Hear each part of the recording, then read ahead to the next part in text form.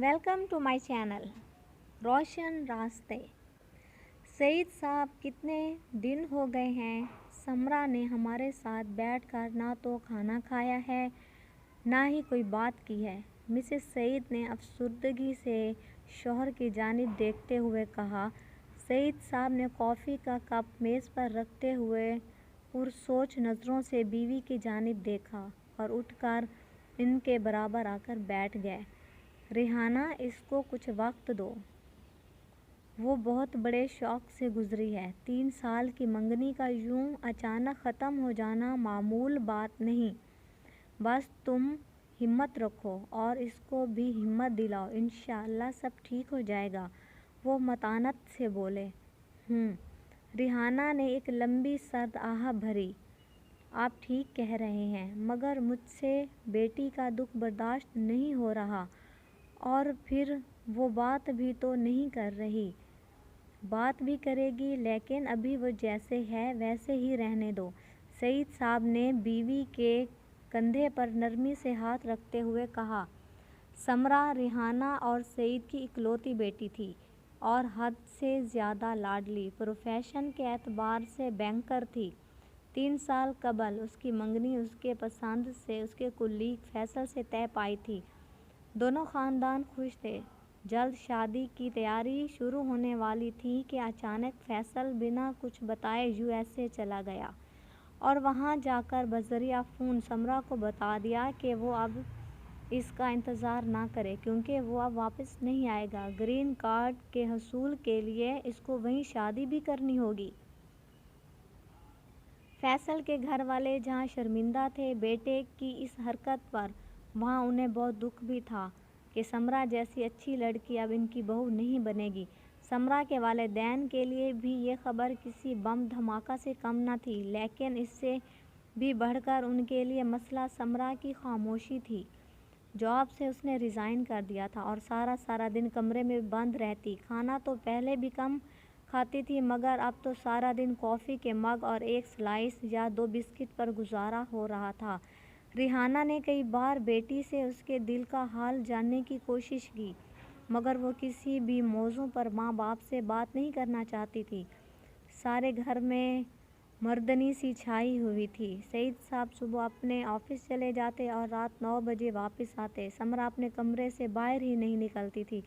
यूँ रिहाना पूरे घर में बोलाई फिरती। सोफ़िया, मुझे चाय का एक कप दे दो और फिर किचन की अच्छी तरह सफाई कर लो। रिहाना ने लाउंज से मुलाजमा को आवाज़ देकर कहा। सोफ़िया ने कुछ देर बाद चाय का कप और अखबार मेज़ पर रखा और जैसे ही पलटी, उसके चेहरे पर खुशगवार हैरत दर आई। समरा बाजी, आपके लिए भी चाय बना दूं? सोफ़िया की आवाज़ पर रिहाना ने पलट कर देखा तो समरा दोनों हाथों से अपनी कनपट्टियां दबाते हुए लाउंज में आ गई। क्या हुआ समरा, सर में दर्द है? रिहाना ने प्यार से समरा का हाथ थामकर उसको अपने पास सोफ़े पर बिठाते हुए कहा। अम्मी, सर फटा जा रहा है, दर्द इतना शदीद है कि मुझे कुछ नज़र भी नहीं आ रहा। सोफ़िया, जाओ मेरे कमरे से डाबर आमला हेयर ऑयल की बोतल ले आओ। रिहाना ने सोफ़िया को जल्दी जाने का इशारा किया। अम्मी, तेल नहीं लगवाऊंगी, समरा ने माँ की तरफ देखते हुए कहा। आप जानती तो हैं तेल के चिपचिपेपन से मुझे उलझन होती है। बेटी, डाबर आमला हेयर ऑयल कोई आम तेल नहीं, तुम आज मेरी बात मान लो, देखो कैसा आराम आएगा। इतनी देर में Sofia Dabur Amla hair oil की बोतल ले आई। समरा, तुम नीचे कुशन पर बैठ जाओ, रिहाना ने समरा से कहा तो वो बदल नखास्ता सोफ़े से उठकर मुंह बसोरती नीचे कुशन पर बैठ गई। रिहाना ने डाबर आमला हेयर ऑयल की बोतल को अपनी हथेली पर उल्टा और समरा के सर पर लगाना शुरू कर दिया। अम्मी, ये खुशबू किस चीज़ की है? समरा ने आंखें बंद किए माँ से पूछा। बच्चे, ये डाबर आमला हेयर ऑयल की खुशबू है, देखना तुम्हारी आधी तकलीफ़ तो इस खुशबू से ही ख़त्म हो जाएगी। वो मुस्कुराई। समरा के बाल बिल्कुल खुश्क और रूखे हो रहे थे और बुरी तरह उलझ रहे थे। रिहाना अब समरा के सर पर बाकायदा चंपी कर रही थी और वो महसूस कर रही थी कि समरा के तने हुए तासुरात अब ढीले पड़ते जा रहे थे। تمہیں پتہ ہے سمرا، اماں بھی ہمیشہ ڈابر آملہ ہیئر آئل ہی ہم بہنوں کے سر پر لگایا کرتی تھی، اور جیسے تمہیں اس کی خوشبو اچھی لگی، مجھے بھی یہ خوشبو بیحد پسند ہے، آخر اماں کی بھی تو یاد دلاتی ہے۔ ریحانہ نے بیٹی کے بالوں کی نوکوں پر پیار سے آئل لگاتے ہوئے کہا۔ سمرا نے اپنے پاؤں پسار کر ان پر تکیہ رکھتے ہوئے ماں سے کہا، امی صوفیہ سے کہیں مجھے کافی بنا دے۔ سمرا کی آواز سن کر ہی صوفیہ کسی جن کی طرح حاضر ہو گئی۔ جی باجی ابھی لائی، کہتی وہ کچن میں گھس گئی۔ سمرا کچھ کھا بھی لو بیٹے، کب تک بھوکی رہو گی؟ ماں تھی نہ بیٹی کے دکھ پر اس سے زیادہ دکھی تھی۔ امی زور سے چمپی کیجیے، بہت آرام مل رہا ہے۔ سمرا نے ماں کی بات سنی انسنی کر کے کہا، تمہیں پتہ ہے سمرا، تمہارے ابو سے شادی سے پہلے میری بات میرے تایا ذات سے طے تھی۔ کیا؟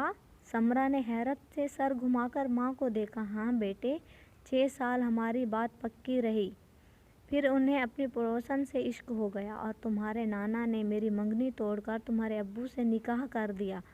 کچھ دن میں افسردہ رہی، پھر اماں کے سمجھانے پر عقل میں یہ بات آ گئی کہ جو آپ کا تھا ہی نہیں اس کے لیے کیا رونا۔